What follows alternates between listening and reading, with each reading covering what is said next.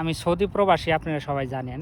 তো বাস্তব একটা অভিজ্ঞতা থেকে কথাটা বলতেছি। আমি 4 বছর সৌদিতে আছি। তো এখন বাজে রাত 1:30।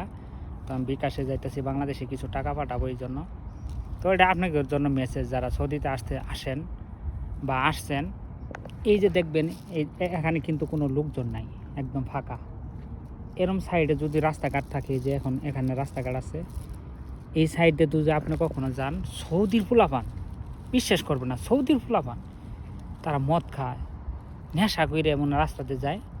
আপনার কাছে দূর টাকা পয়সা থাকে, মোবাইল থাকে, ছিনতাই করে নেয়।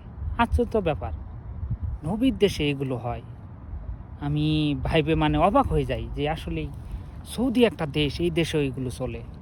হয়তো বাংলাদেশে চললে ওটা অন্য একটা ছোট্ট একটা দেশ, অভাব অনটন থাকে, এই জন্য হয়তো পোলাপান এইগুলো করে বা নেশা করে পোলাপানের কাছ থেকে মোবাইল টোবাইল কাইরে নেয়। এই দেশে পোলাপান নেশা করে ভালো মানুষের কাছ থেকে মোবাইল ছিনতাই করে, বুঝেন তাইলে? তো আপনাদের জন্য মেসেজ, যারা সৌদিতে আসেন বা আসেন, তারা বিশেষ করে এই ধরনের রাস্তাঘাট দিয়ে যাবেন না, খুব বি কেয়ারফুল। এখন রাত বাজে 1:30, আমি বিকাশের দোকানে যাইতেছি।